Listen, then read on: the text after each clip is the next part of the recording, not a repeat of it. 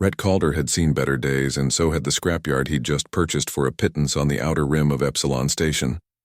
The previous owner, a Velkari trader with 3 eyes and a desperate need for quick credits, had practically thrown the datapad at him during the transaction. "All yours, human. Every crushed hull, every broken converter, every headache." Rhett had grinned at that. Headaches were his specialty. The scrapyard sprawled across 2 hectares of rust and ruin, a graveyard of ships that had seen the glory days of the galactic trade routes before newer, faster models made them obsolete. Rhett walked through the twisted metal carcasses, his boots crunching on scattered debris, already cataloging what could be salvaged. A Torvani freighter with intact plasma coils, a human-made shuttle with a cracked but repairable fusion core. This place was a gold mine for a mechanic who knew where to look. Then he heard it, a low guttural growl from deep within a collapsed cargo hauler. Rhett froze. His hand instinctively went to the plasma cutter on his belt. Pirates, scavengers. He'd dealt with both before. But something about the sound made his skin prickle. It wasn't aggressive. It was defensive, protective. He approached slowly, ducking under a sheet of torn hull plating. Inside the hauler's shadowy interior, he found her. She was magnificent and terrifying in equal measure.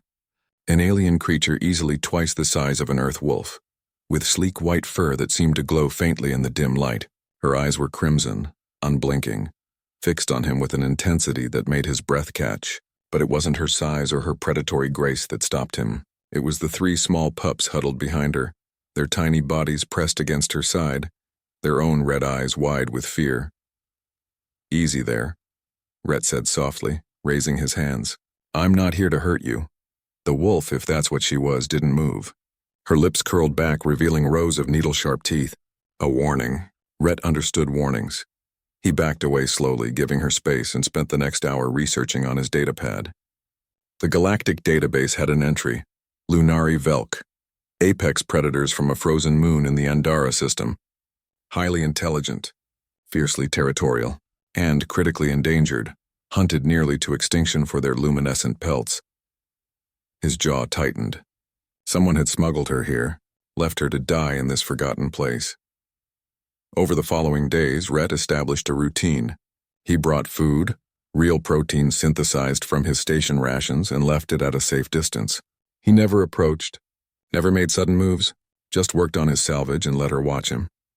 The turning point came on the 5th day. One of the pups, bolder than its siblings, ventured out while Rhett was repairing a reactor coil. The little creature stumbled over a piece of scrap, yelping as it tumbled forward. Rhett moved without thinking, catching the pup before it hit a jagged edge. The mother was on him in seconds, a blur of white fury. But Rhett didn't run. He carefully, gently set the pup down and backed away, hands raised. The pup scurried back to its mother, unharmed. The wolf stared at him. Then slowly she lowered her head. "Not submission, acknowledgement, Naira," Rhett said suddenly. He didn't know why he chose that name. It just felt right. "I'm calling you Naira." From that moment, something shifted. Naira began to trust him. She allowed him closer to her den, watching as he worked to make the hauler more secure, sealing gaps against the cold void beyond the station's atmospheric shield. He brought better bedding, scavenged thermal blankets, even a portable heater. The pups grew bolder, tumbling over his boots while he worked, their tiny growls more playful than threatening. Naira watched it all with those crimson eyes, and sometimes Rhett swore he saw something like gratitude in them. Word spread on Epsilon Station.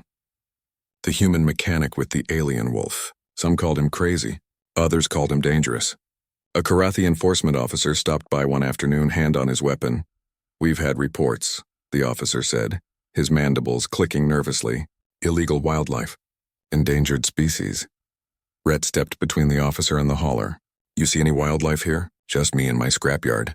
The officer's compound eyes flickered toward the hauler.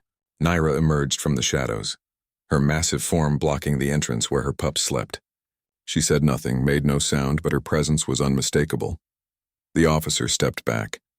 "Keep them contained, human. And keep them quiet." Rhett nodded. "Always do."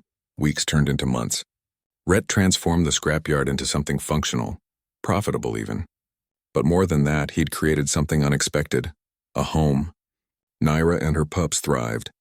The little ones grew strong, their fur beginning to show the same luminescent quality as their mothers. One evening, as Rhett sat welding a stabilizer fin, Naira approached him. She'd never come this close voluntarily. She lowered her massive head and for the first time allowed him to touch her.